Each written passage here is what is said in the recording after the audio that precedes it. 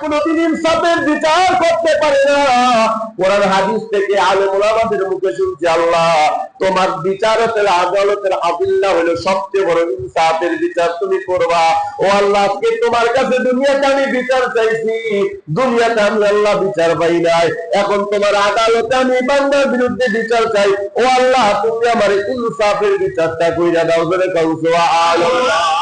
আল্লাহ তাআলা দেখতে বলেন, আল্লাহর বান্দা, আরে বান্দা, যে বান্দাকে আমলের স্তূপ নিয়ে কিয়ামতের ময়দানে উঠছে, আল্লাহ তাআলা এই বান্দাকে ডাকতে বলবেন, আমি আল্লাহর সব হক তুমি আদায় করছো, কিন্তু যেই বান্দার দুই করা জমি সারাটা জীবন নাই দেখাইতো, শক্তির ক্ষমতা দেখাইয়া, এরপর অহংকারের ক্ষমতা দেখাইয়া, টাকার গরম দেখাইয়া, গরিবের উপরে জুলুম করে দুই করা তো দূরের কথা, একটু পরিমাণ কেউ যদি জায়গা বিনা কারণে জুলুমের মাধ্যমে যদি এই সারা জীবন বক্ষণ করে, আল্লাহ পাক রব্বুল আলামিন বলেন, বান্দা, ওই বান্দা তোমাকে মাফ না করা পর্যন্ত আমি আল্লাহ তোমাকে জান্নাতে যাওয়ার অনুমতি দিব না। জোরে বলেন সুবহানাল্লাহ। এবার ডাক্তার বলবেন, এবার আপনারা বলেন, কিয়ামতের ময়দানে দুই করা জমিন দিতে পারবে তো?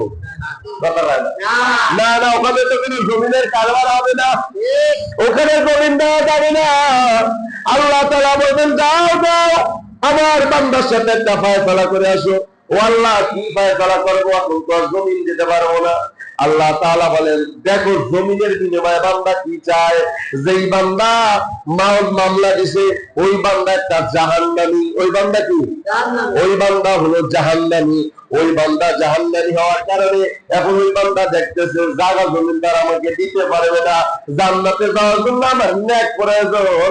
এবার আল্লাহর কাছে ডাক দেব, আল্লাহ আমার জমি লাগবে না, তোমার বান্দার নেক দিতে বলো।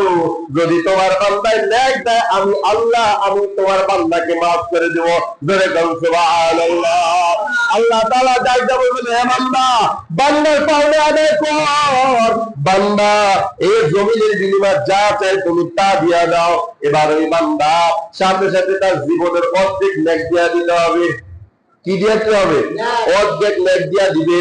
এবার ওই বান্দার আছে, এই বান্দা ছিল জাহান্নামী, এই বান্দার হক নষ্ট করার কারণে, বান্দার হক আদায় না করার কারণে, জাহান্নামী হইয়াও বান্দার হকের কারণে জাহান্নামী ব্যক্তি যাবে জান্নাতে।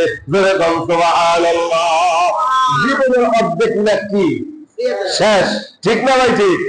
আবার আল্লাহ তাআলা ফয়সালা শুরু করবেন, জান্নাতে যাওয়ার অনুমতি দিবেন। এমন সময় আবার এক বান্দা ধরবে, আল্লাহ গো, আমার একটা এই বান্দার বিরুদ্ধে মামলা আছে। কি মামলা? আল্লাহ তাআলার বান্দা বলবেন, আল্লাহ এই কামরাঙ্গি চর থেকে আপনার এই গরু মসজিদ পর্যন্ত ভাড়া ছিল আল্লাহ 50 টাকা, আমারে 30 টাকা দিছে। আর বলছে, আমারে ছিল, আমি অমুক এলাকার কাউন্সিলর, আমি অমুক এলাকার চেয়ারম্যান, আমি অমুক এলাকার মাতব্বর, আমার কাছে 30টার বেশি কেউ পাওয়ার সাহস পায় না।